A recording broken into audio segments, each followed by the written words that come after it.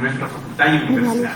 El día de hoy vamos a presentarles lo que es el Cineforo Científico Obesidad y Coronavirus, que nace del proyecto de investigación Perfil genético como determinante de salud y riesgo metabólico en estudiantes universitarios posterior a un aislamiento domiciliario.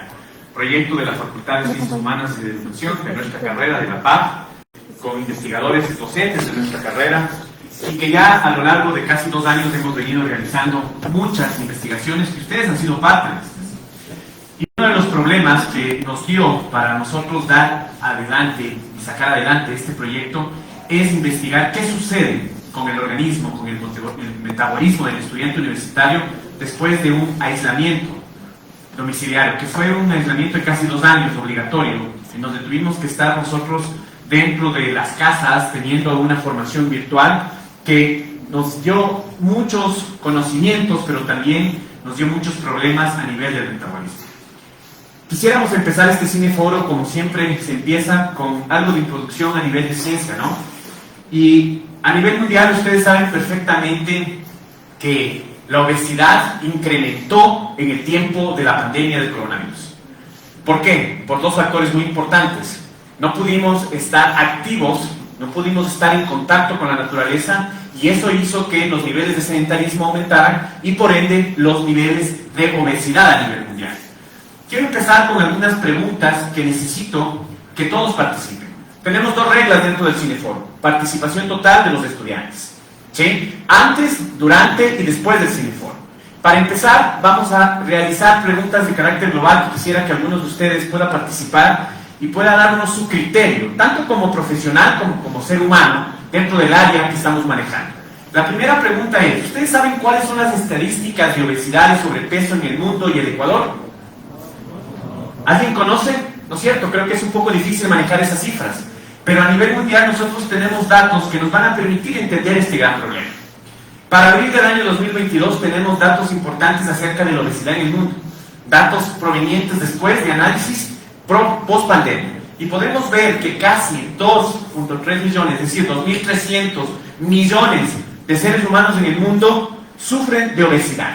Es un problema que se está tratando de erradicar en el mundo a través de la UNESCO, a través de la Organización Mundial de la Salud, en Latinoamérica a través de la Organización Panamericana de Salud, pero es un problema que es visto y que podemos palparlo entre nosotros, ¿sí? El Ecuador es uno de esos países que sufre mucho del problema de la obesidad.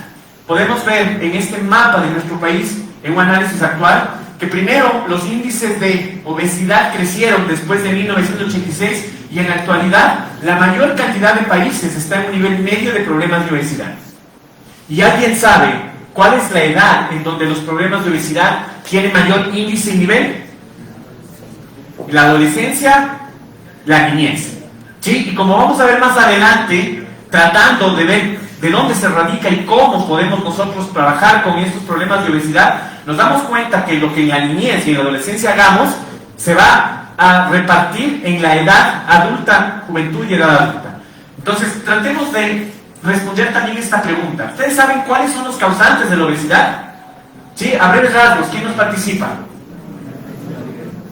La alimentación, ¿qué más? El sedentarismo, ¿qué más? Falta de ejercicio que radica el sedentarismo. ¿Qué más podemos tener?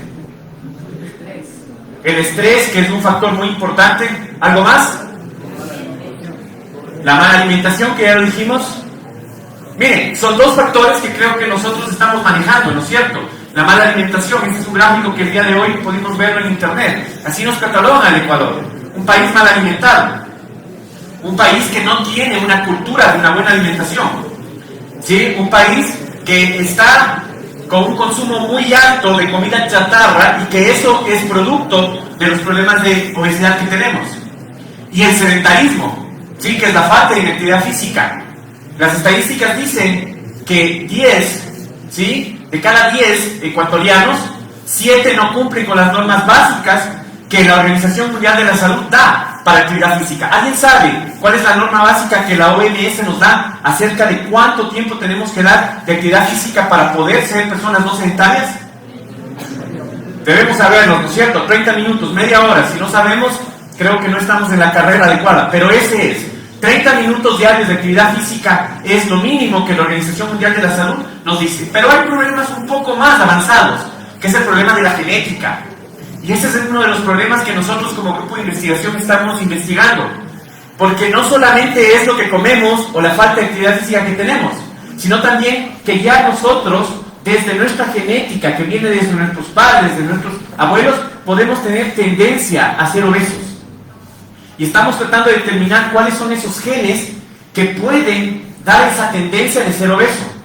¿Sí? No necesariamente hay personas que comen muy bien, hacen mucha actividad física, pero son obesos. Hay personas que no comen, ¿sí? No hacen actividad física y son muy flacos. Hay personas que comen demasiado, hacen actividad física y siguen siendo flacos. Y eso viene por el metabolismo y por el factor genético, que en muchas de las clases con muchos de ustedes lo hemos tratado. Pero aparte de eso viene un factor muy importante, ¿sí? Es tratar de ver las soluciones a este problema. Y ahí tenemos un interrogante. ¿Cuáles creen ustedes que son las acciones que debemos tomar nosotros para poder contrarrestar la obesidad y el sobrepeso?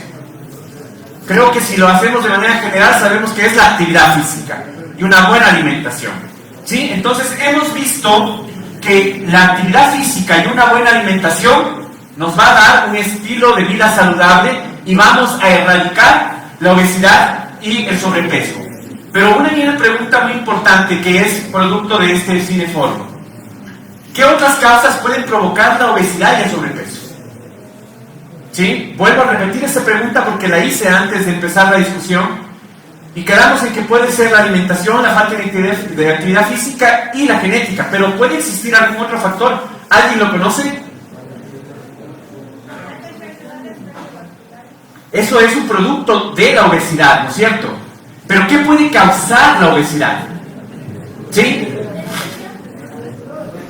El estrés, ya lo dijeron. La depresión es parte del estrés.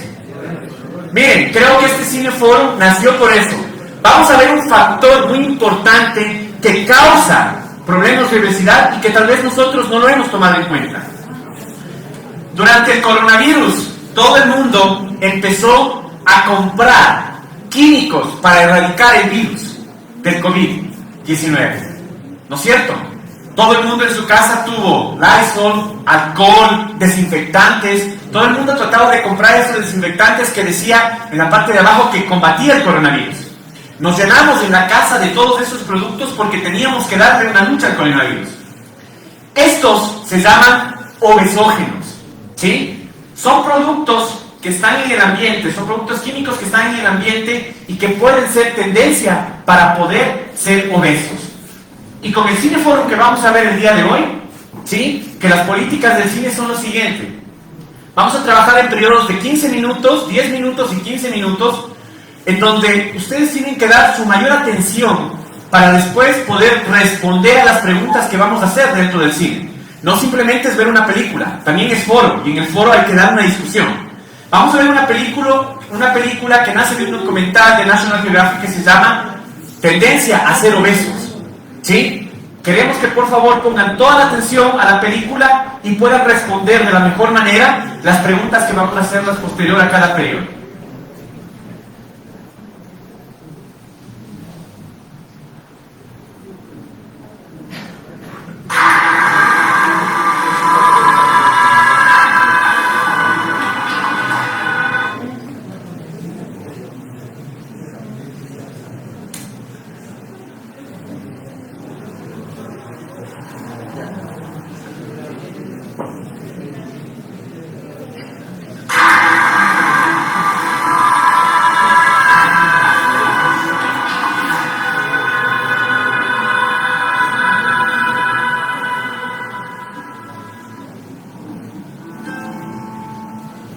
¿Y si este bebé ya estuviera programado para ser una persona gorda a los 40 años?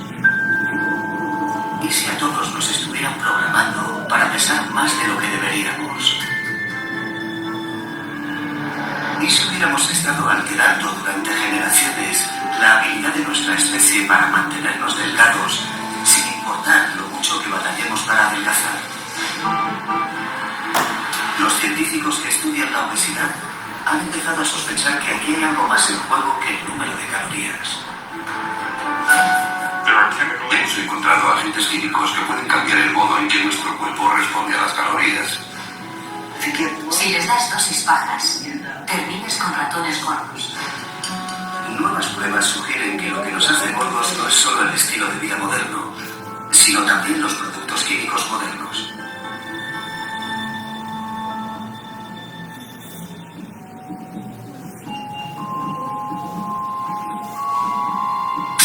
¿Programados para ser gordos?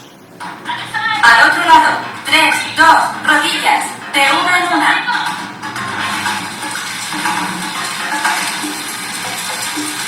Hacemos ejercicio y hacemos dieta con gran determinación. Incluso nos unimos a grupos de apoyo para perder peso. Has perdido 5 centímetros de cintura. Es genial. Pero aún así, en el mundo occidental, 1 de cada 2 adultos tiene sobrepeso. 1 de cada 6 personas es obesa. El índice de obesidad casi se ha duplicado durante los últimos 30 años, y no solo en la glotona norteamericana. Está ocurriendo en todos los países con un estilo de vida occidental.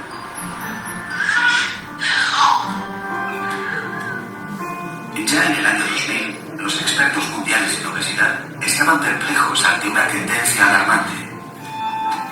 Los nacidos a partir de 1950 cada año eran más gordos. No es que comieran excesiva comida basura o no hicieran suficiente ejercicio. Incluso los animales que viven cerca de los seres humanos se han hecho más gordos. No podíamos explicar ese incremento de un 50% en el índice de obesidad basándonos solo en la ingesta de energía y la falta de ejercicio. ¿Qué más estaba ocurriendo? En 1999, científicos que trabajaban en diversos estudios reproductivos comenzaron a encontrarse con el mismo sorprendente efecto secundario en sus animales de laboratorio: la grasa.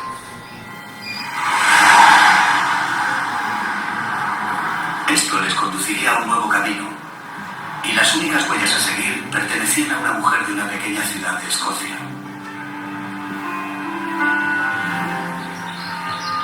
Esto es Calentar, al límite de las Tierras Altas. Paula Bailey Hamilton vive a las afueras de la ciudad con su marido y sus 4 hijos.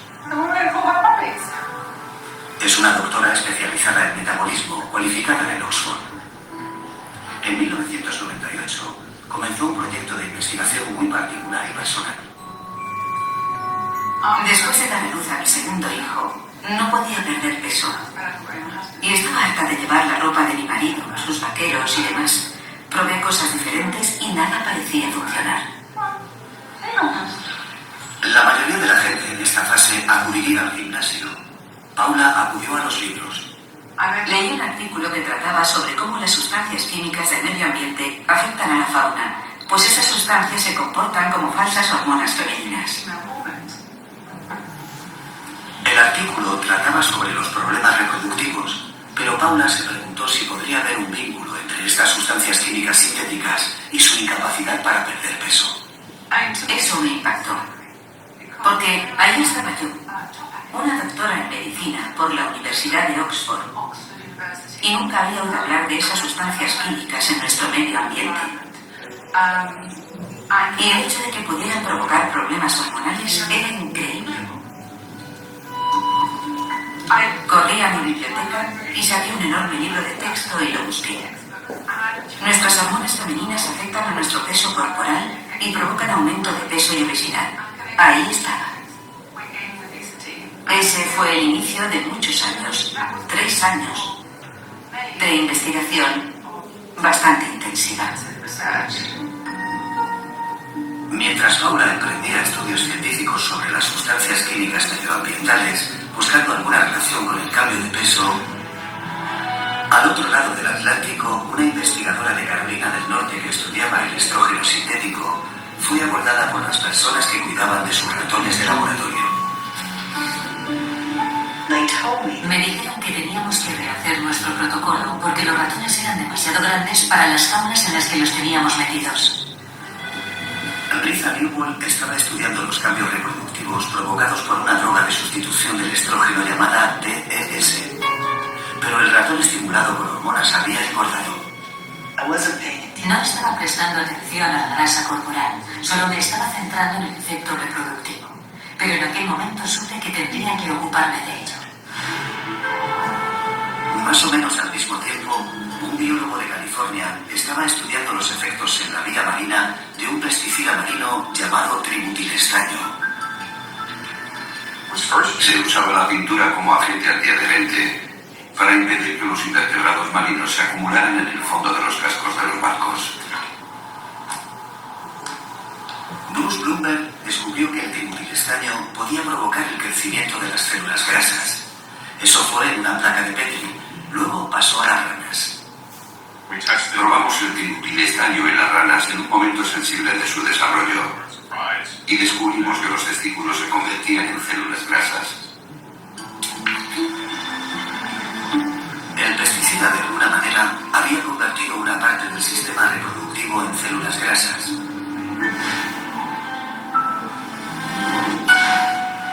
También en los años 90, en la Universidad de Missouri, el endocrinólogo Fred Gonzal estaba estudiando una sustancia química llamada bisfenol A. ¿Alguien sabe cómo se llega en el bisfenol a la cifra de 50 microgramos por kilo y día?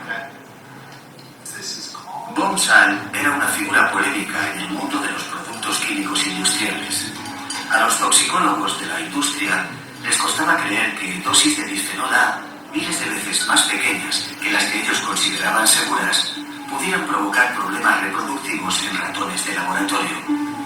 Y entonces, como efecto secundario en un estudio de 1998, Gonzal vio que el bisfenol A estaba engordando a sus ratones. Tratamos a hembras preñadas con una dosis de 2 microgramos por kilo. Y cuando los animales llegaron a la pubertad, los que habían tomado bisfenol A eran significativamente más pesados que los animales que no habían sido tratados con ello. Más animales gordos de laboratorio. 3 científicos distintos, 3 estudios diferentes, 3 hallazgos accidentales de grasa. En apariencia podía resultar muy extraño, ya que todos ellos estudiaban sustancias químicas diferentes. Pero las sustancias químicas tenían una cosa en común. Las 3 podían alterar el sistema de las glándulas que liberan las hormonas a nuestro torrente sanguíneo. Se llama sistema endocrino y controla nuestra reproducción y crecimiento, por lo que los productos químicos artificiales que alteran este sistema se llaman interruptores endocrinos. Estos interruptores engañan a los receptores para que crean que son hormonas naturales. Los científicos que tenían animales gordos en su laboratorio estudiaban los vínculos con el cáncer y los problemas reproductivos. En Escocia, Paula Bailey Hamilton estaba buscando otra cosa, el aumento de peso. Tuve que averiguar qué productos químicos intervenían, encontrar ensayos académicos que hablaran sobre ellos y luego hacer la investigación. Hasta encontrar el estudio que yo buscaba, ese que demostrara lo que provocaba esa sustancia química o ese tipo de sustancias, el aumento de peso. Era sencillamente fabuloso.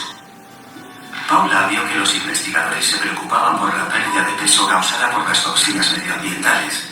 Si encontraban aumento de peso, a menudo no lo reflejaban en sus conclusiones. Después de todo, la pérdida de peso era una señal de toxicidad. El aumento de peso se veía como algo bueno. Algunos estudiosos incluso se disculpaban al descubrir que la sustancia química que habían dado a los animales provocaba un aumento de peso. Decían, intentamos conseguir un efecto de toxicidad de pérdida de peso, pero solo hemos conseguido un aumento de peso. Conseguían los resultados, pero no entendían lo que estaban consiguiendo.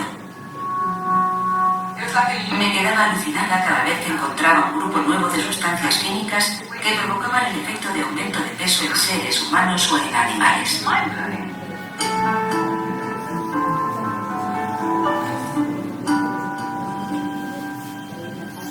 En 2002, Paula Bailey Hamilton publicó un artículo en la revista Medicina Alternativa y Complementaria. Se titulaba Toxinas químicas, una hipótesis para explicar la epidemia de la obesidad global. Y el trabajo detectivesco de Paula estaba a punto de ser detectado por los profesionales. Jerry Heidel era el jefe de Rita Newell en el Instituto Nacional de Ciencias de la Salud Medioambiental de Estados Unidos y ya había oído hablar de sus ratones con sobrepeso. A los 3 o 4 meses ya eran enormes. Tenían 2 o 3 veces más peso que los animales normales. Pero no le di mucha importancia en aquel momento. Se publicó un artículo de Bailey Hamilton en el que proponía la idea de que la exposición a las sustancias químicas medioambientales lo que estaba provocando o jugando un importante papel en la epidemia de la obesidad. Y proponía la hipótesis de las toxinas químicas. Entonces dijimos, Dios mío, encaja.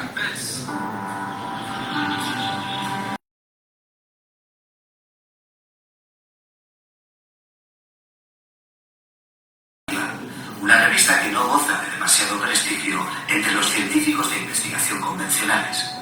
Aún así, Rita Newell sintió curiosidad y comenzó a proyectar un estudio para averiguar por qué sus ratones estaban engordando tanto. Heidel citó a la doctora Bailey Hamilton en uno de sus artículos. En California, Bruce Bloomberg encontró la clave. Leyó el artículo de la doctora Bailey Hamilton y recordó sus ranas y sus inexplicables depósitos de grasa. Bloomberg pensó, si algo está reprogramando a los animales de laboratorio antes del nacimiento, ¿qué está pasando con los seres humanos? Hoy vamos a hablar de las herramientas del parto, como me gusta llamarlo. Hoy la mayoría de las parejas son conscientes de que los productos químicos son una amenaza en un embarazo saludable. Me gusta tener las ventanas abiertas y no estar cerca de productos limpiadores, gasolineras. No me acerco a la gente que fuma. E intento comer mucha verdura. Y la lavo muy bien. Lo que sintáis está bien para vosotras. Aunque no les resulte familiar el nombre, estas mujeres se están refiriendo a una nueva área de investigación llamada orígenes fetales. La idea es que algunas enfermedades de los adultos en realidad se iniciaron antes del nacimiento, en el feto. El doctor John Chalice es uno de los expertos más importantes del mundo en orígenes fetales. Reconocemos que un pequeño cambio dentro de la gama normal del peso al nacer puede tener enormes implicaciones en la predisposición a desarrollar la enfermedad más tarde. Según esta teoría, algunos efectos sutiles en el feto que pueden provocar bajo peso al nacer también pueden llevar a la enfermedad. El trabajo inicial se centró en las enfermedades cardiovasculares y en el reconocimiento de que el bajo peso al nacer estaba asociado con un aumento de la presión arterial, la incidencia de apoplejías, de muertes por enfermedades cardíacas y también un incremento de la obesidad y de la diabetes de tipo 2. ¿Alguna pregunta sobre la respiración? La teoría de los orígenes fetales sugiere que los bebés por debajo del peso normal pueden llegar a ser adultos con sobrepeso. Desde sus primeros trabajos, Bruce Bloomberg estaba familiarizado con la teoría de los orígenes fetales y los efectos que los productos químicos pueden tener en el desarrollo. Cuando mi mujer estaba embarazada en 1996, fue cuando empecé a trabajar en los interruptores endocrinos, por lo que a partir de ese momento procuramos comer lo mejor posible. Casi todo lo que come mi hija es orgánico. Intentamos hacerlo lo mejor que podemos. Por supuesto, no puedes eliminar la exposición a las sustancias químicas. Bloomberg ya había descubierto las cualidades inductoras de la grasa de un pesticida en las ranas. Ahora quería ver si podía reproducir esos resultados en un animal más cercano genéticamente a los seres humanos, el ratón. El equipo de Bloomberg alimentó a hembras de ratón preñadas con pequeñas cantidades de tributilestaño y luego esperaron. Si estas hembras producían vástagos gordos, deberíamos preocuparnos por los bebés humanos.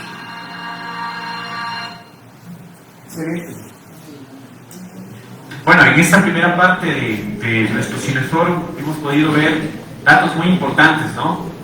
Datos que tal vez no conocíamos y que son interesantes de estudiarlos porque estamos a diario nosotros familiarizados con todos estos tipos de sustancias químicas que existen.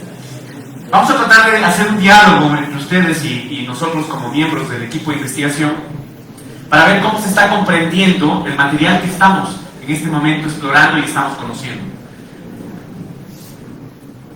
En el mundo, los índices de obesidad empezaron a incrementarse, pero existe un año específico en donde se empezaron a establecer los primeros estudios que determinaron que la obesidad en el mundo estaba incrementando. ¿En qué año eso sucedió? Exactamente, 1950, es decir, estamos con un problema que tiene 70 años de estudio. Son 70 años de estudio acerca de la obesidad y lo que esto produce en el ser humano. Cuando nosotros estamos en un hábitat natural, en la ciudad, en nuestras casas, tenemos la oportunidad de tener animales domésticos, ¿no es cierto? ¿Qué nos dice la película acerca de esos animales domésticos? ¿Qué sucede?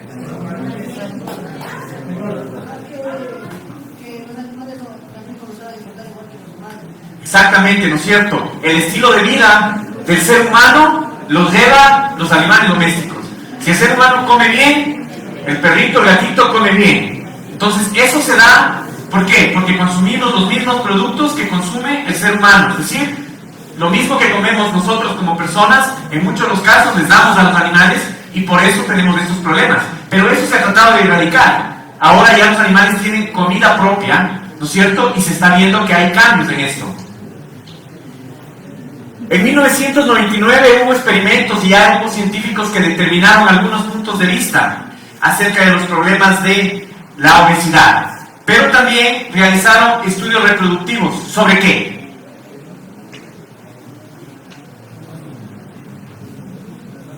Sobre los efectos secundarios. ¿Que puede existir sobre qué? Es decir, ¿no es cierto? Puede haber un problema de que la grasa que existe en el ser humano venga acarreándose a través de la genética. Y es un problema que se debe estudiar. Porque cuando hablamos nosotros de obesidad, estamos hablando de ¿qué? De la acumulación de grasa en el organismo. Y eso es un problema que puede venir desde el punto de vista genético. También nos hablaba de que en el ambiente nosotros tenemos mucho contacto con sustancias químicas. Y estas sustancias químicas actúan, ¿sí?, dentro del organismo en calidad de ¿qué? Falsas hormonas femeninas, ¿no es cierto? Y claro, una de las doctoras que participa en el estudio, en el documental, nos decía que en la mujer, en el sexo femenino, las hormonas es lo que hace que exista un mayor aumento de grasa, ¿sí?, es decir, de células adiposas. Entonces, ¿qué es lo que dice el estudio? De que las sustancias químicas, ¿sí?, identificadas, porque no son todas, empiezan a actuar en el organismo tanto del hombre como de la mujer, como esas falsas hormonas femeninas que hacen que exista un desarrollo de la grasa dentro del ser humano. Habíamos hablado de que existen algunas sustancias que ya científicamente se ha determinado que actúan en la multiplicación de las células grasas. ¿Cuáles eran? Se habló de 3, tributilestaño, DES, uno más, ¿quién se acuerda?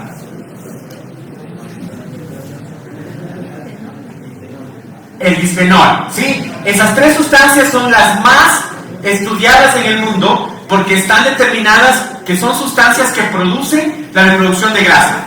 También queremos aprovechar e invitarles a todas las personas que nos siguen por Facebook Live en vivo, que sigan la página de Divulga Ciencia, ya que estamos transmitiendo este Sinoforo en vivo, y eso da a que nosotros podamos reproducir nuestras diferentes investigaciones de la UNTA al Ecuador y al mundo entero. Hablábamos acerca de los problemas genéticos que pueden existir, ¿no es cierto? Y uno de los investigadores del programa que estamos presentando hablaba de un efecto recíproco que tenía el bebé al nacer. ¿Qué sucede, sí, con un bebé al nacer y qué sucede con este ser humano cuando ya es adulto? ¿Cuál es ese efecto recíproco que determinaba uno de los investigadores que estamos presentando? Que cuando el bebé nace con un sobrepeso, ¿tiende a ser obeso o al contrario? Al contrario, ¿no es cierto? cuando un bebé nace con una deficiencia de peso, que puede ser producto del contacto con sustancias químicas, tiene o es una persona que puede ser un obeso en la edad adulta. Perfecto. Hablábamos acerca de los orígenes fetales. ¿Qué es la teoría de los orígenes fetales? ¿Qué estudiaba la teoría de los orígenes fetales? Con sus palabras pueden decirnos alguien de ustedes.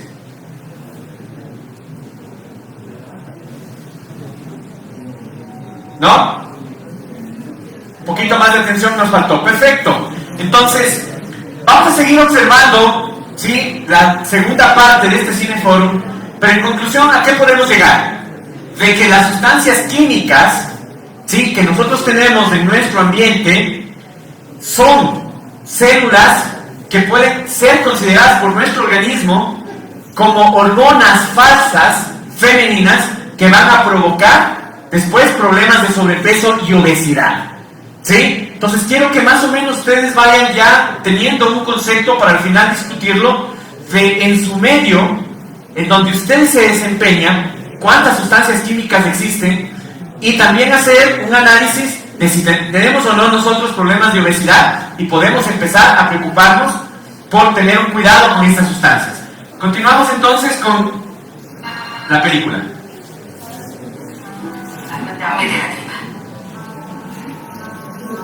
De acuerdo, 76. Has perdido muchos centímetros. Desde niña he sido regordeta. Siempre he estado luchando con ello. Siempre he estado haciendo dieta desde que era adolescente. Normalmente pierdo entre 4,5 kilos y 9 kilos, pero al final vuelvo a recuperarlos. Nadie quiere estar gordo. ¿Puedo bajarme ya? Y estar gordo puede enfermarnos.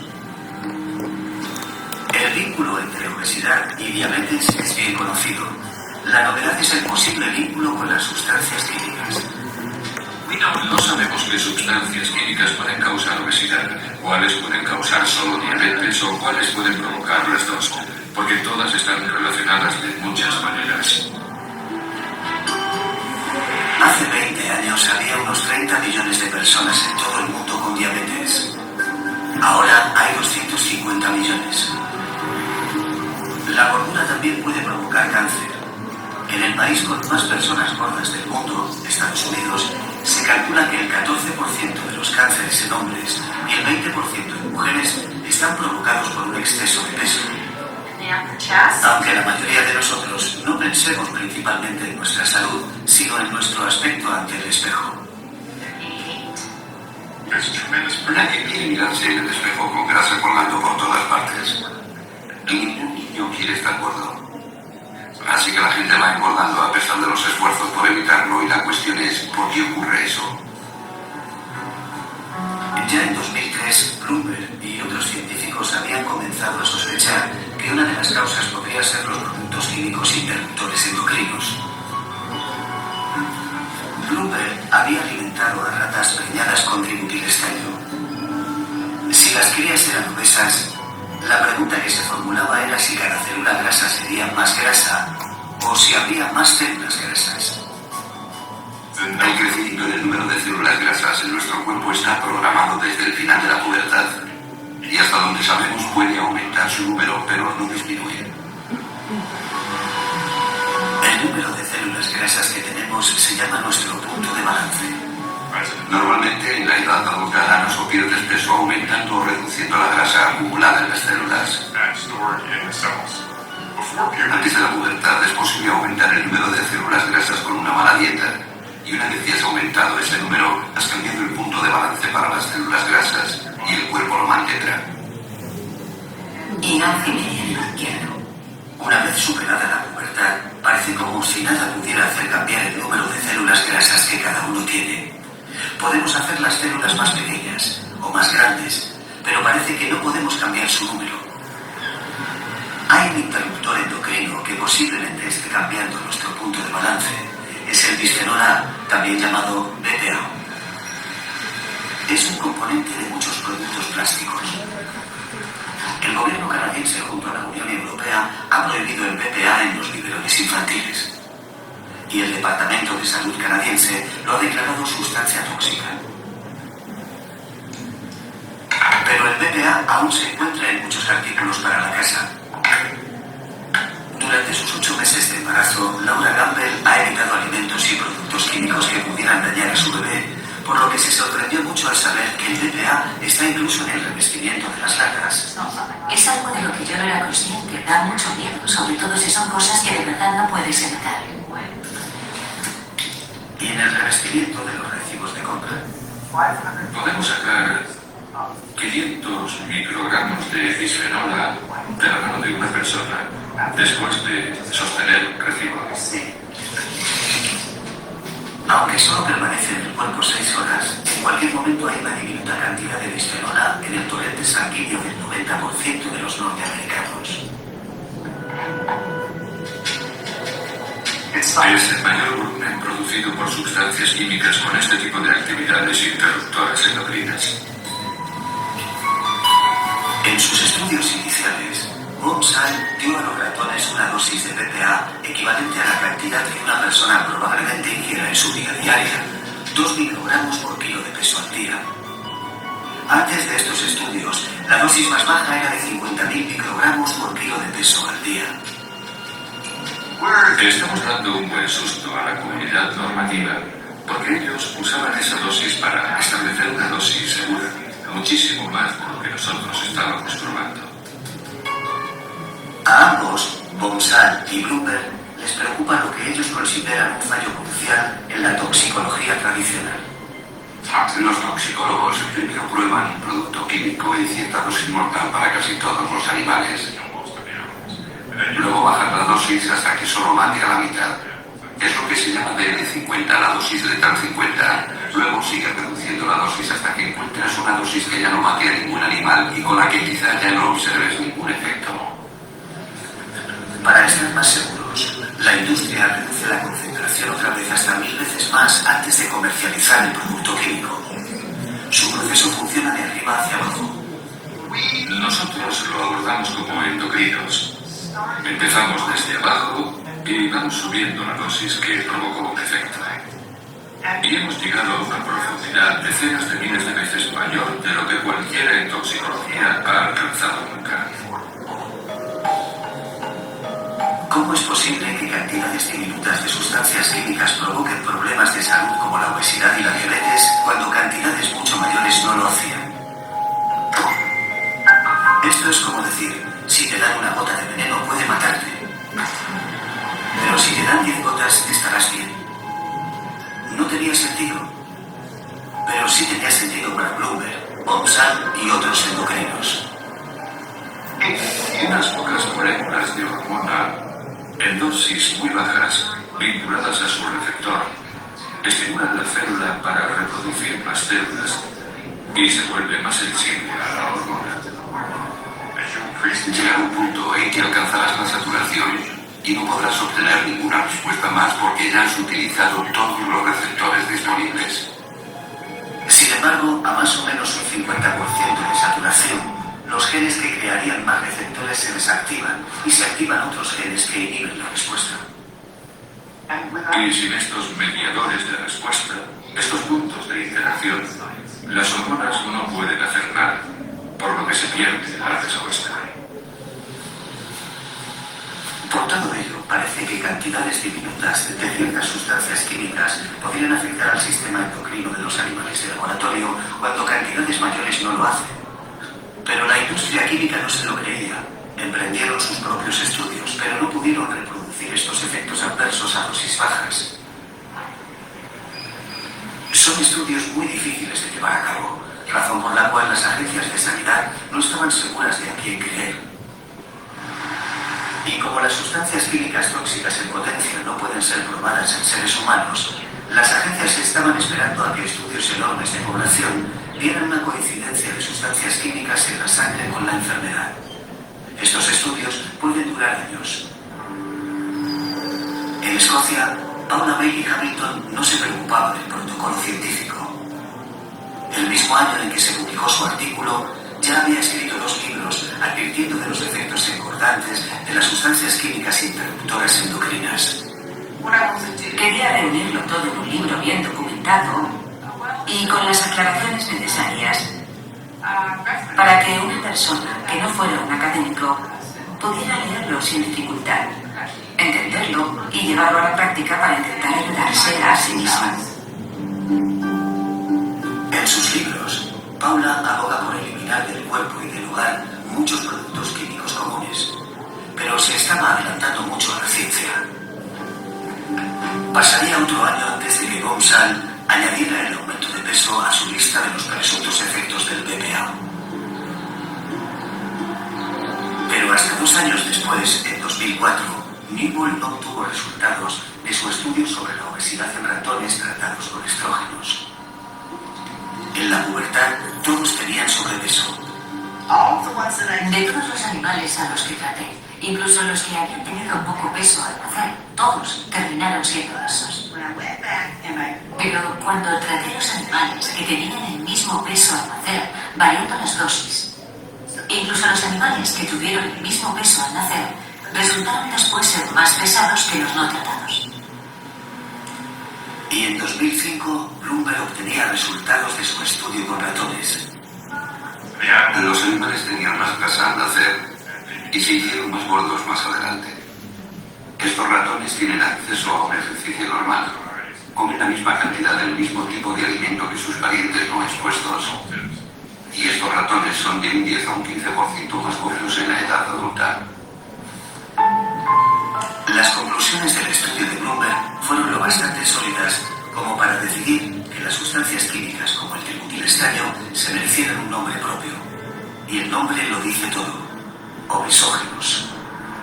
Hasta ese momento, todos los médicos sabían, desde luego mi médico lo sabía, que engordas por comer demasiado y no hay nada más al respecto. Lo que demostramos con este trabajo fue que hay agentes químicos que pueden alterar la respuesta de nuestro cuerpo a las calorías. Pero en realidad existen, aunque sea en cantidades ínfimas, obesógenos que afecten de verdad a censos enteros de población. La única manera de averiguarlo es pidiendo estos censos. Esos estudios, que involucran a cientos de miles de personas de todo el mundo, se están realizando en este momento. Y mientras tanto, los científicos de laboratorio lanzan una red cada vez más amplia en busca de problemas químicos. Un investigador está rastreando la capacidad de engordar de una sustancia natural muy común.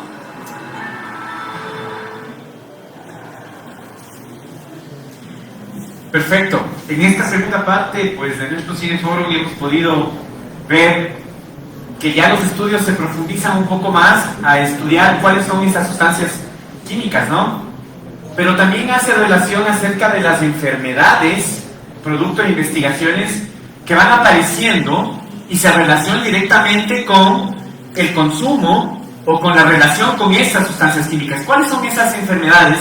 Puede ser la obesidad, ¿sí? Puede ser también la diabetes. ¿Conocemos cuántos millones de seres humanos tienen problema de diabetes en el mundo? 250 millones. ¿Ustedes saben en el Ecuador la diabetes en qué lugar de enfermedades no transmisibles se encuentra? Está en el primer lugar. ¿Sí? La diabetes está en el primer lugar de enfermedades no transmisibles. ¿Producto de qué? De obesidad y falta de actividad física. Pero ahora también nos hablaban los científicos de que existe un punto de balance, ¿sí? Y el punto de balance lo hacía relación en base a las diferentes etapas de desarrollo del ser humano. ¿Qué es el punto de balance? ¿Alguien nos puede decir a qué se refería cuando hablaban del punto de balance? Ya, la cantidad de células grasas en donde, en el organismo del ser humano, pero hacía una relación. Decía que la etapa de evolución, de desarrollo del ser humano tiene un punto de balance y que nosotros tenemos que tener un cuidado para llegar a esa edad con este punto de balance. Y esto creo que tiene que ver directamente con nuestra carrera, con nuestra formación. La carrera de Pedagogía de la Actividad Física y Deporte, ¿con quiénes trabajan? Con niños y adolescentes, ¿no es cierto? ¿Y qué nos decía acerca del punto de balance? Que si nosotros llegamos a la edad de la pubertad con problemas de sobrepeso, el punto de balance se va a dar que a partir de esa edad nosotros podemos controlar, más no disminuir. ¿Sí? ¿Qué significa? Que jóvenes obesos van a tener grandes problemas en la edad adulta para poder disminuir ¿sí?, esta cantidad de grasa que tenemos dentro del organismo. También nos hablaba acerca del bifenol A, que ya lo habíamos visto. ¿En qué sustancias encontrábamos, según los científicos que nos hablaban? En los plásticos. ¿En qué otras sustancias? En las latas. ¿En qué otras sustancias? En los residuos, ¿no es cierto? Y nosotros todo el tiempo estamos en contacto con plásticos, todo el tiempo estamos en contacto con residuos, ¿sí? Entonces estamos recibiendo pequeñas partículas del bisfenol A diario, ¿sí? Pero también nos decía que había una relación entre la cantidad de estas partículas que nosotros como seres humanos estamos consumiendo. ¿Cuál era la relación? ¿Sí? ¿Qué nos decía? ¿Es mejor recibir pequeñas dosis o dosis mucho más grandes? ¿Qué hace más daño? ¿Las pequeñas dosis o las dosis grandes? ¿Sí? Yo creo que en todo lo que tiene que ver con las sustancias químicas es así. Alguna vez hablábamos acerca del consumo de estupefacientes. ¿Sí? Cuando hay consumidores que tienen pequeñas dosis se hacen mucho más daño que a veces consumidores que ya tienen un consumo mucho más grande. ¿Sí? Entonces eso tiene una relación y es muy importante saberlo. También hablábamos acerca de las sustancias denominadas obesógenas. ¿Qué son? ¿Cómo podríamos calificarlas? ¿Cómo podríamos nosotras estudiarlas o declararlas? ¿Quién me puede decir? Son respuestas del cuerpo a las calorías. ¿Ya? Es decir, son sustancias que en nuestro cuerpo, en nuestro organismo, en nuestro metabolismo tienen una respuesta a las calorías. ¿Qué son las calorías? Lo que consumimos. ¿Sí? Estas calorías pueden ser mínimas o máximas, ¿no es cierto? El ser humano necesita una cantidad de calorías ¿para qué? Para su desempeño normal de vida, es decir, respirar, caminar, trabajar. Por eso cuando nosotros estudiamos la composición del ser humano, siempre hay el índice de masa corporal para ver los niveles de obesidad, pero también hay el índice metabólico basal, es decir, la cantidad de calorías que necesitamos para un desempeño natural del ser humano. Cuando la persona está en sobrepeso, ¿qué significa? Que consumió más de su índice metabólico basal. ¿Y qué necesita para bajar de peso? Bajar la cantidad de calorías sin afectar el índice metabólico basal. Es decir, que si una persona tiene 2000 calorías como su índice metabólico basal, para no estar en sobrepeso debería consumir esas 2000 calorías. Si consume más, tiende a la obesidad. Si consume menos, ¿qué sucede? Empieza a tener problemas de funcionalidad del organismo. Entonces, no es simplemente no comer, sino comer lo necesario que necesita el organismo para poder estar en una buena condición.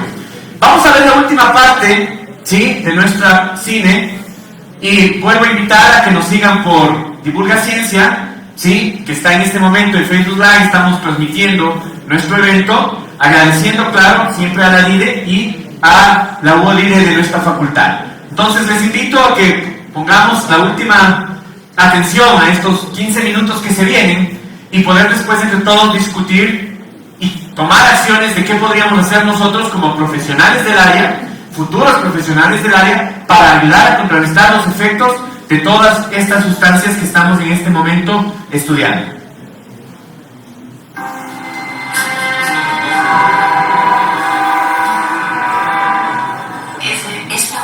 Estas sustancias químicas estén provocando obesidad, totalmente plausible, pero ¿se ha demostrado de manera inequívoca? No. Alison Holloway va de camino a Montreal, a una reunión con los mejores toxicólogos de Canadá. Allí hablarán sobre cómo los productos químicos medioambientales introducidos en el útero pueden causar enfermedades más tarde. Holloway está estudiando específicamente los interruptores endocrinos y la obesidad, solo que la sustancia química que ella estudia no es sintética.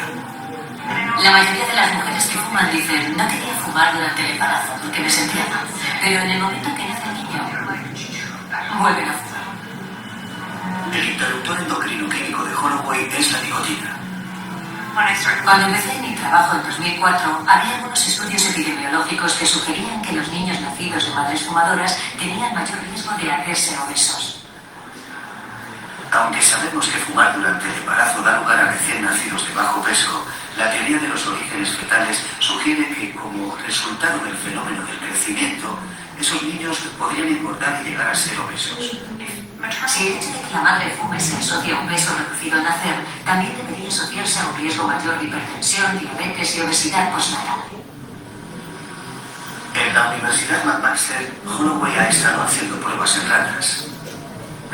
Les inyectamos 1 miligramo por kilo de peso corporal al día de nicotina, y eso produce determinados niveles de cotinina, el mayor metabolito de la nicotina en el suero de la rata, una medida que corresponde a fumadores moderados. Comprobamos que las ratas son más pesadas, lo que coincide con los resultados de otros laboratorios que usan nicotina. Hemos obtenido datos que sugieren que la nicotina actúa directamente en la célula beta, la célula que segrega insulina en el páncreas. Y eso está alterando su sistema endocrino. Si la hipótesis de los obesógenos se mantiene, es posible que la nicotina sea una de las sustancias químicas más culpables. Hay unas 20 sustancias químicas sospechosas de ser obesógenos. Pueden estar en cientos de productos diarios, desde cubiertas de productos electrónicos y pegamentos dentales hasta limpiadores y eliminadores de algas. Desde portadas de revistas y productos para el cuidado del cabello hasta alfombras y cafeteras. Hola, Tina, ¿cómo estás? Estoy bien. Estas sustancias químicas se han medido en los fluidos corporales de algunos voluntarios y sus hijos en numerosos grupos de estudio por todo el mundo. Desde tu primera visita, ¿te han reemplazado algún empaste dental de mercurio o plata? Los investigadores hacen un seguimiento de la salud de los participantes durante muchos años para descubrir con seguridad los efectos en los seres humanos. ¿Has estado expuesta al carbón, a productos como alquitrán caliente, asfalto, cubiertas de alquitrán? 2000 mujeres como Tina Jacobucci se han ofrecido voluntarias para un estudio canadiense de sustancias químicas medioambientales y sus posibles efectos en los niños recién nacidos. ¿Pinturas al aceite? No. Por mucho que intento en mi vida diaria no exponerme a las toxinas medioambientales, siento que aún hay muchas sustancias que no controlo. Y quisiera saber si estoy expuesta a ellas. Hoy día, los estudios se restringen a niños de 6 meses de edad, pero los directores de dichos estudios esperan que puedan ampliarse hasta al menos los 6 años y poder medir así el efecto de los obesógenos en su aumento de peso. Al otro lado del Atlántico, se ha iniciado un estudio aún mayor sobre los obesógenos. No sabía nada de los problemas de obesidad y su vínculo con las sustancias químicas cuando nació Diana hace 4 años. Juliette Legler está criando a 2 niños en Apeldoorn, a 1 hora de Ámsterdam.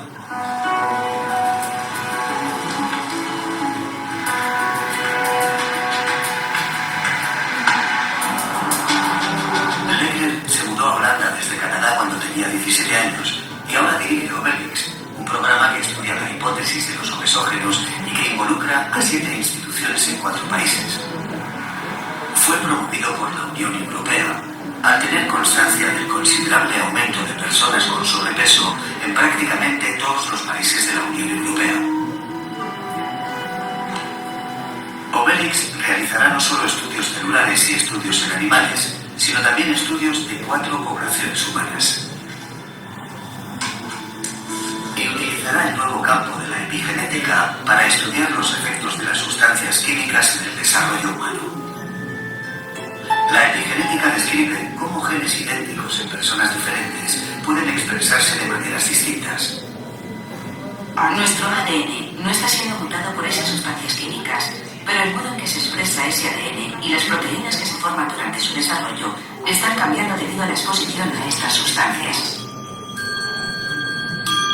Las sustancias químicas podrían estar instruyendo a unos genes específicos, sobre todo durante el rápido desarrollo que tiene lugar en el útero, para expresarse a sí mismos de un modo ligeramente más gordo. Y ese efecto podría transmitirse generación tras generación. El equipo de Juliette Legler investigará esa posibilidad mediante su modelo favorito de organismo, el pez cebra. Creo que es un modelo excelente para el desarrollo inicial de la vida. Muchos de los genes que están involucrados en la diferenciación de las células y órganos durante el desarrollo son los mismos entre los seres humanos y este pez. Si expones a un pequeño embrión de pez muy pronto a estas sustancias, puedes ver cambios en la manera en la que el pez acumula lípidos del saco vitelino. En otras palabras, puedes hacer engordar a un pez con sustancias químicas. Las 4 poblaciones humanas involucradas en el estudio Obelix se encuentran en Eslovaquia, Bélgica, Holanda y Noruega. A los noruegos se les conoce hace mucho tiempo por su estilo de vida saludable, pero ahora el 46% de los adultos noruegos tiene sobrepeso. Recuerdo muy bien la primera vez que vi a una persona muy gorda. Fue cuando mi padre me llevó a Nueva York e íbamos subiendo por el Empire State Building. Había una persona enorme allí. Nunca había imaginado que un ser humano pudiera ponerse así de gordo. Pero ahora se ven personas gordas en todas partes. Merete Egesbo es una epidemióloga noruega y forma parte del equipo Obelix. Está estudiando los efectos de las sustancias químicas en el crecimiento humano y el desarrollo más allá del nacimiento. Merete está midiendo la cantidad de sustancias químicas medioambientales en la leche materna. Luego busca cualquier crecimiento anormal en los niños que reciben esa leche. Busca en especial dioxinas, sospechosas de ser obesógenos. Las dioxinas viven mucho tiempo y se transportan en la grasa de los peces. Los noruegos comen mucho pescado y las dioxinas pueden acabar en la leche materna. Para medir las dioxinas hay que analizar una gran cantidad de leche, ya que se encuentran en concentraciones muy bajas. Pedimos a las madres unos 200 mililitros de leche. Este es uno de los 170 congeladores llenos de leche materna. Egesbo espera llegar a contar con 3.000 parejas madre-hijo en su grupo de estudio.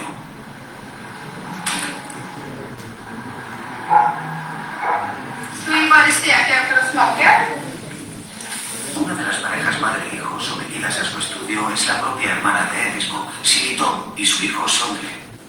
No nos pide demasiado. Solo son cuestionarios que tenemos que responder. A Sondre y a otros niños de su estudio se les medirá el peso hasta que tengan 12 años de edad.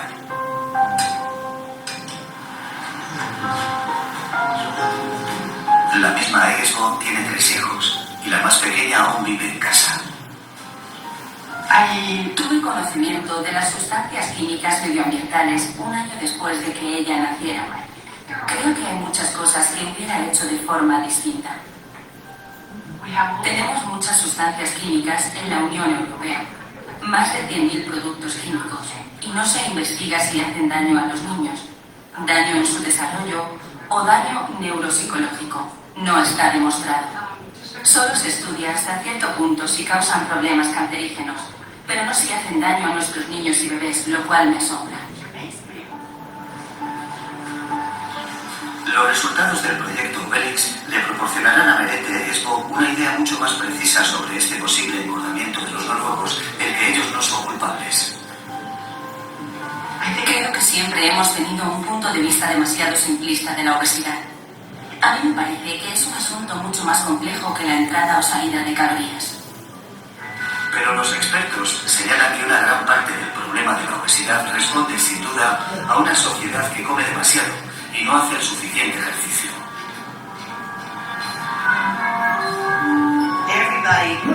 Creo que todo el mundo reconocerá que la dieta y el ejercicio están jugando un papel en la obesidad y en el desarrollo de la diabetes. No tengo ninguna duda de que estos son 2 factores clave. Eso no ha cambiado. Lo que ha cambiado es quizá que las sustancias químicas medioambientales estén también jugando un papel importante, que incluso estén jugando un papel por encima de la dieta y el ejercicio. 9. Levantad esos hombros a la altura del sujetador. Sin embargo, el ejercicio y la dieta todavía importan, quizá incluso más. Algunos estudios demuestran que a los animales que se les dio una dieta alta en grasas y una dosis baja de obesógenos engordan más y desarrollan más la diabetes que los animales que solo recibieron la dieta alta en grasas o solo el obesógeno. En otras palabras, las sustancias químicas pueden multiplicar los efectos de una mala dieta. Una parte fundamental del papel de las sustancias químicas en el impacto de estas enfermedades es que están interactuando con todos los demás factores en el estilo de vida de la persona. Y Bloomberg sospecha que podría haber otras maneras en que las sustancias químicas nos afecten en la edad adulta, además de durante el desarrollo. Nuestras células grasas podrían estar programadas para llenarse más de lo habitual, y las sustancias químicas podrían retrasar la sensación de saciedad cuando comemos. El control del apetito y la saciedad de los mamíferos está bajo control hormonal, y desde luego es posible que una sustancia química pueda hacernos más o menos comilones. Tras 8 años de ir acumulando pruebas de la existencia de los obesógenos, Jerry Heindel ha invitado a los expertos más destacados de Carolina del Norte para la primera reunión internacional. Juliette Legler ha volado hasta aquí desde Holanda. Rita Newbolk también está aquí. Alison Holloway ha llegado desde Hamilton. Y Bruce Bloomberg aparece con una nueva preocupación. Él cree que ha encontrado un nuevo obesógeno, uno que es utilizado muy ampliamente.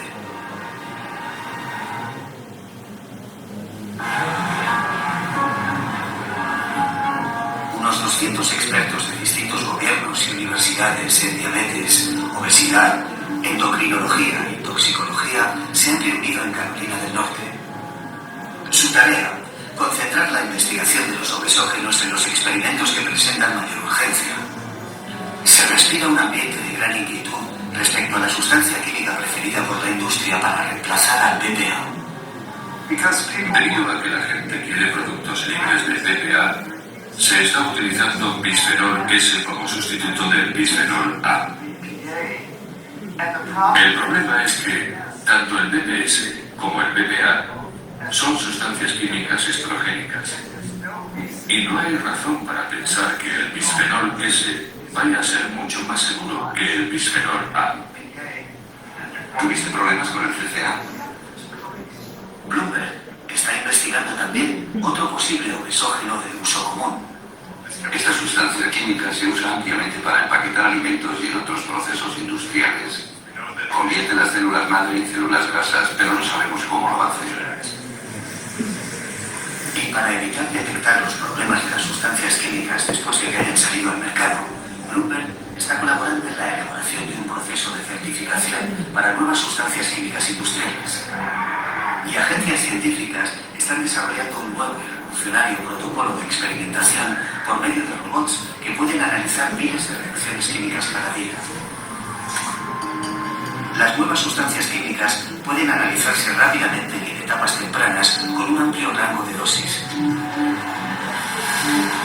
Por lo que hay nuevas sustancias químicas que son interruptores endocrinos que nunca llegarán a nuestra vida diaria. Pero mientras tanto, ¿cuáles son las precauciones más importantes? Lo que estamos diciendo es que si está embarazada, preste más atención a su nutrición y exposición a sustancias químicas para que la siguiente generación no atraviese por las mismas dificultades y tal vez podamos ser capaces de detener la epidemia de la obesidad. ¿Cómo estás? Tina Jacobuzzi, que colabora en el estudio canadiense, ha tenido a su bebé. Por lo que añade su leche materna a las muestras que suministra para ser analizadas en busca de sustancias químicas medioambientales. Ya hay 20 presuntos obesógenos. Podría haber más. Queremos medir 30, 40 o 50 sustancias químicas que sabemos que están en nuestro organismo y tratar de averiguar cuáles estarían asociadas con el aumento de peso. Mamá tiene la nariz húmeda. Bien, eso es señal de un perro sano. Paula ha tenido 2 hijos más después de aquel posparto con gran sobrepeso que la impulsó a la investigación de las sustancias químicas medioambientales. Pueden pasar siglos hasta que todos los estudios científicos digan sí, esto causa esto causa lo otro, pero la gente tiene ahora estos problemas. AKT2 es la que está en la grasa. Muchos científicos creen que ha llegado la hora de aplicar el principio preventivo.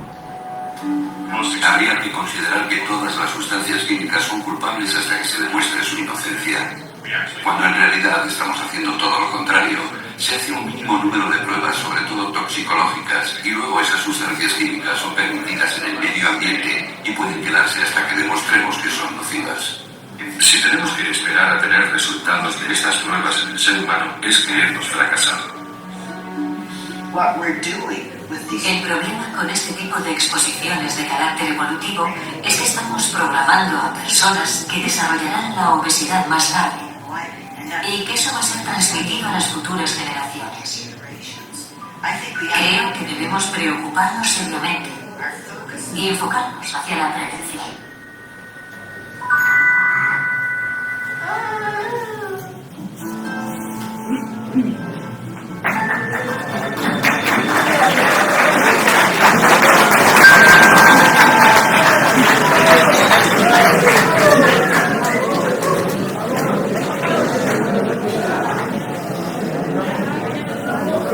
Perfecto, hemos entonces finalizado y vamos a concluir con algunas preguntas y un foro de discusión pequeño para que ustedes puedan también participar de lo que fue este Cineforum, ¿no?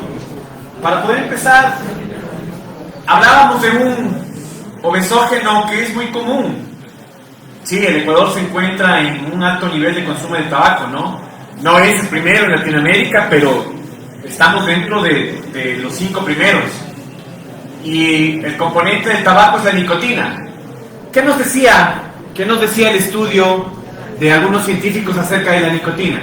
¿Cuáles fueron los resultados que encontraron cuando se estudió la nicotina? ¿Quién nos puede participar y decir algo? Nacidos de madres fumadoras pueden nacer con un índice de peso bajo, pero tienen a ser obesos en la edad de salud. Perfecto, miren, está demostrado científicamente que madres fumadoras lo que hacen es dar problemas, no solo a nivel cognitivo, mental, sino también físico a sus niños. Y es algo que no es refutable y que está ya, se puede decir, comprobado, de que casi el 95% de los niños que nacen de madres fumadoras tienen bajo peso. Pero al ser la nicotina un obesógeno, ¿qué es lo que sucede? Que ya está dando una predisposición de que en la adultez estos niños sean obesos. Muy bien. Hay una parte de la genética que se llama la epigenética, ¿no es cierto? Y se hablaba en el estudio sobre la epigenética. ¿Qué trata la epigenética? ¿Quién me puede decir? Los efectos de las sustancias químicas ¿En qué? en el desarrollo humano. En el desarrollo humano, específicamente ¿en qué? En el ADN del ser humano, ¿no es cierto? La epigenética trata de ver eso, cómo las sustancias químicas están incidiendo en el genoma humano, que es parte de la base de la célula, se puede decir, de la parte central del desarrollo humano. Hablaba de que existe un estudio en 4 países. ¿Recuerdan cuáles eran esos 4 países?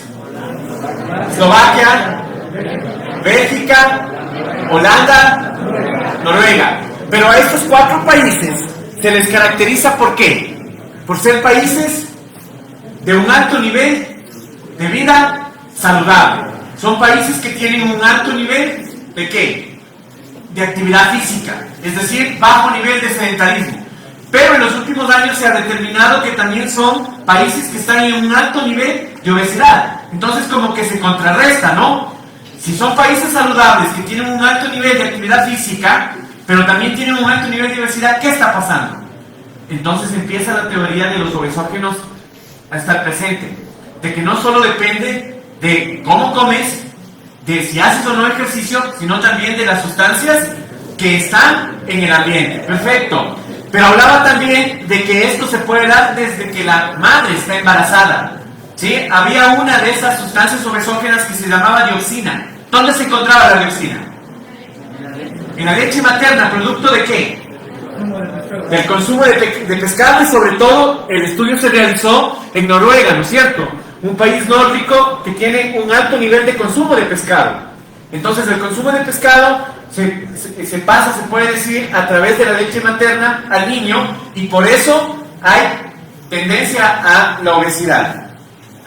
Pero también hablaba de algo muy importante. ¿Qué sucede si tenemos seres humanos que comen mal, Es decir, tienen una dieta no adecuada. Son propensos a ser obesos.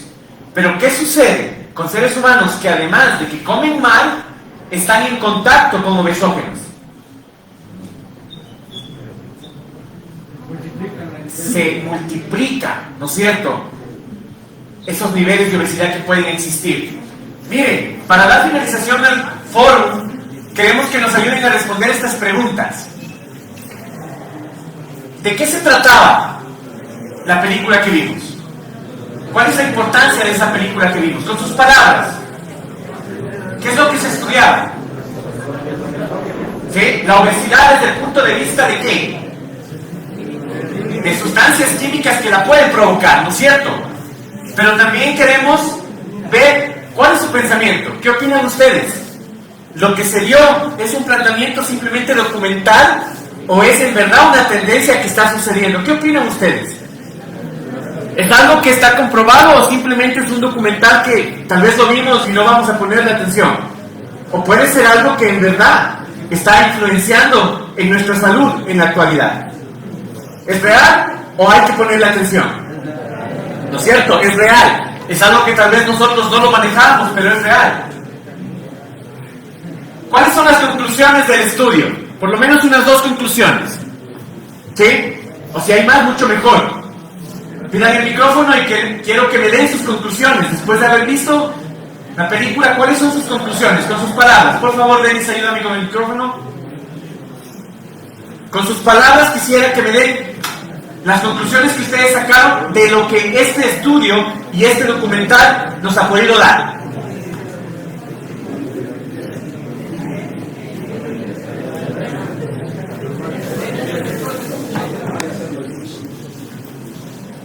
Bueno, yo concluí que los únicos problemas de obesidad no son solo la mala alimentación ni la falta de actividad física, sino que hay problemas químicos que para nosotros puede ser algo nuevo, como no estamos en conocimiento de eso, pero que podría ser un problema social en un futuro.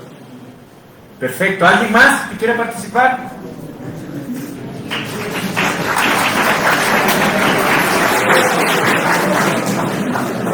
Los profesores van a tomar en cuenta la actuación de ustedes aquí para la actuación en clase, ¿no?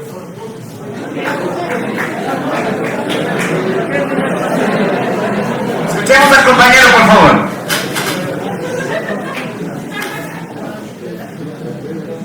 Buenas tardes a todos. Pues yo concluí que el problema de la obesidad no viene ya desde esos tiempos, sino viene desde décadas atrás, en el que desde 1950 fueron haciendo investigaciones en donde ya empezaron a ver que tanto las personas que convivían con los humanos y también desde bebés tenían ya problemas de obesidad. Entonces también nos da a entender ese video de que no solo es necesario hacer actividad física, sino también saber qué estamos poniendo en nuestra casa o qué productos tenemos a nuestro alrededor. Perfecto. Bien, ¿alguien más? Los estudiantes de octavo, que son mis estudiantes, ¿alguien que pueda dar una conclusión?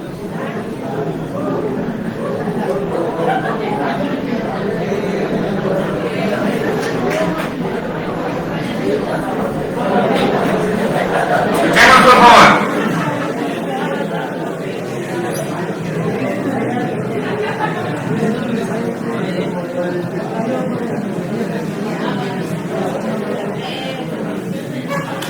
Muy buenos días a todos.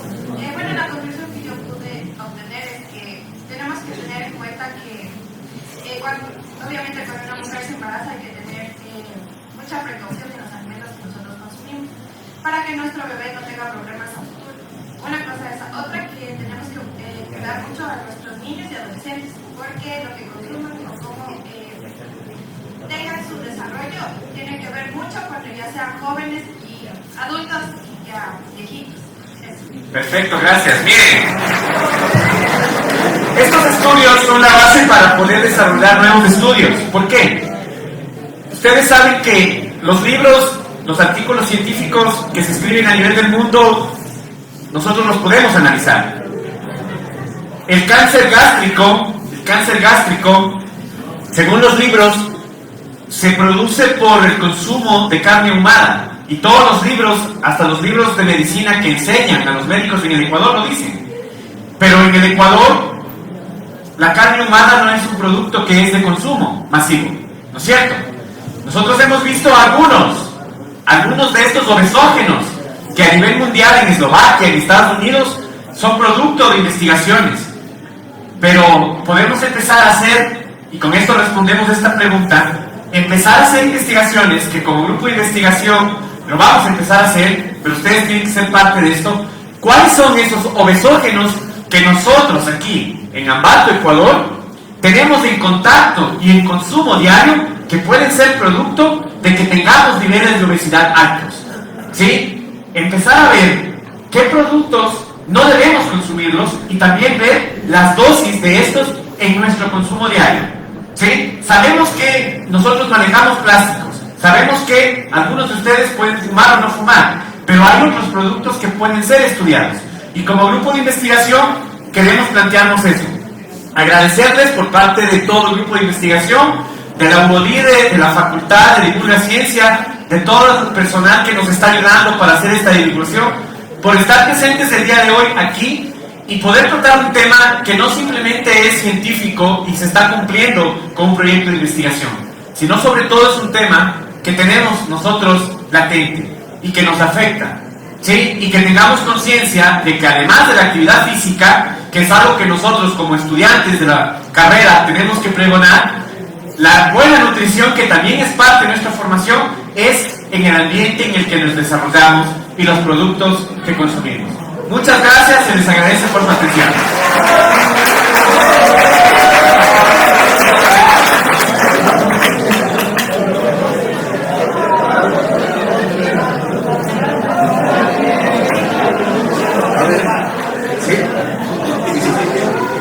¿Sí se escucha? Un ratito, por favor, que un ratito no un asiento, tenga la bondad.